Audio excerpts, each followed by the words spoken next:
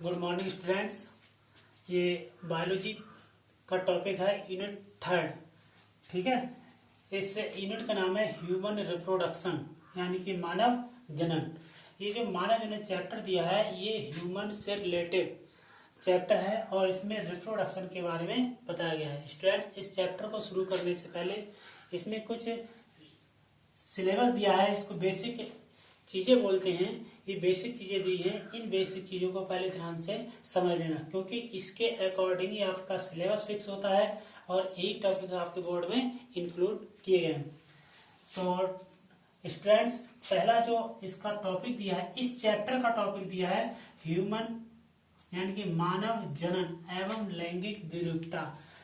मतलब मानव जनन मतलब ह्यूमन रिप्रोडक्शन और लैंगिक द्विरूपता यानी कि सेक्सुअल डाइमॉर्फिज्म। ठीक है, ये दोनों चीजें इसमें आती हैं। दूसरा दिया है जनन इकाइयां एवं जनन अंग। जनन इकाइयां यानी कि इनको जर्म यूनिट्स या सेक्सुअल रिप्रोडक्शन यूनिट्स बोलते हैं इनको। जनन अंग और जो रिप्रोडक्टिव ऑर्गेन्स होते हैं इसमें ये बनते हैं। देखो ये चीजें मैं क्लियर कर दूं। जनन इकाइयां, जो जनन इकाइयां होती हैं जिसमें मेन चीज स्पर्म और ओवा ये चीज आती है, क्योंकि फर्टिलाइजेशन के समय इन्हीं चीजों का फ्यूजन होता है। ठीक है, और जनन अंग मीन्स रिप्रोडक्टिव ऑर्गेन्स।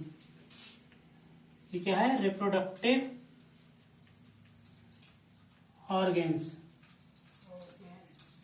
ठीक है, रिप्रोडक्टिव ऑर्गेन्स यानी कि रिप्रोडक्टिव ऑर्गेन्स जो होते हैं उन्हीं में जर्म यूनिट्स या सेक्सुअल यूनिट्स का नाम होता है। यानी कि जो जनन इकाइयां होती हैं वो जनन अंगों में ही बनते हैं, इसलिए इसको जनन इकाइयां कहते हैं।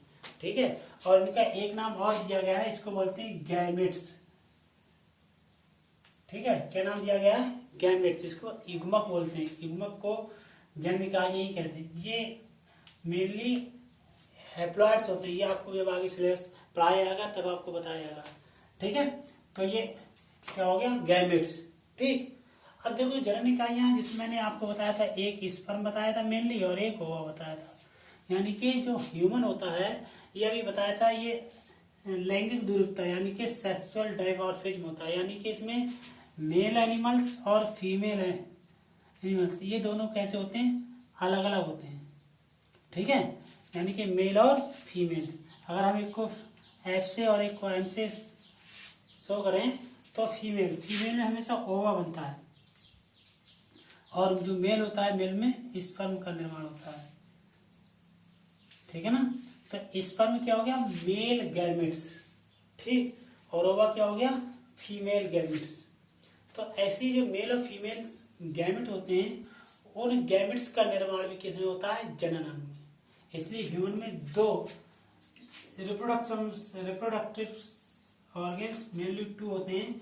जो मेल में पाया जाता है उसका मेल रिप्रोडक्टिव ऑर्गेन्स नर जनन अंग कहते हैं। ठीक है, और नर जनन अंग में कई सारे पार्ट होते हैं, यानी कई सारे पार्ट मिलकर के नर जनन अंग बनाते हैं। होता है प्राइमरी नर जनन अंग, प्राइमरी मेल रिप्रोडक्टिव ऑर्गेन्स।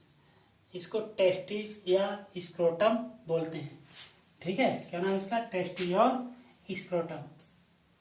ठीक, दूसरी दिया है नर जनन वाहिनियां, male reproductive vessels.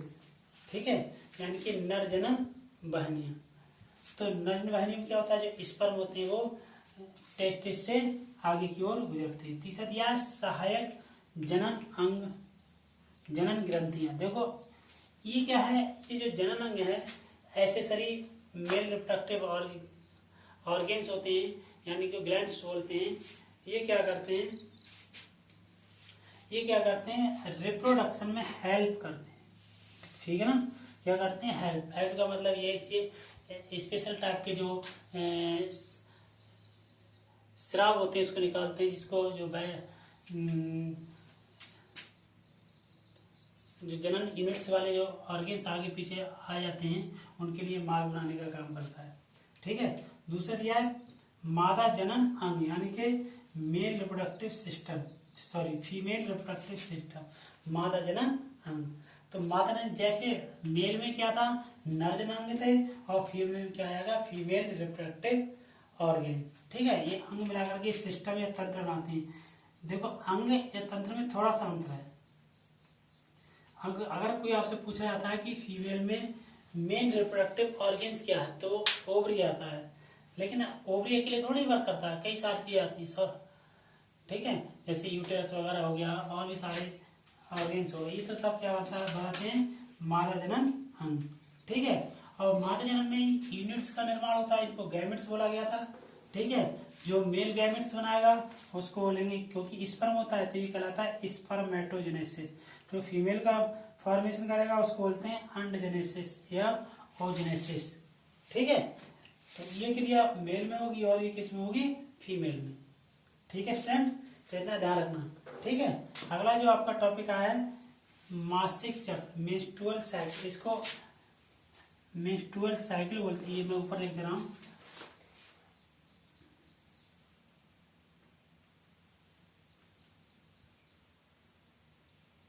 Menstrual cycle, इसी को शॉर्ट रूप में एमसी बोला जाता है, मेंस्ट्रुअल साइकिल।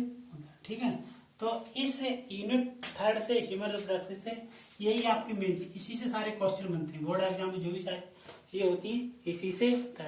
बोर्ड में इन्हीं टॉपिक को क्या कर दिया, एक्सप्लेन किया गया है। ठीक है, ठीक है, थैंक यू स्टूडेंट।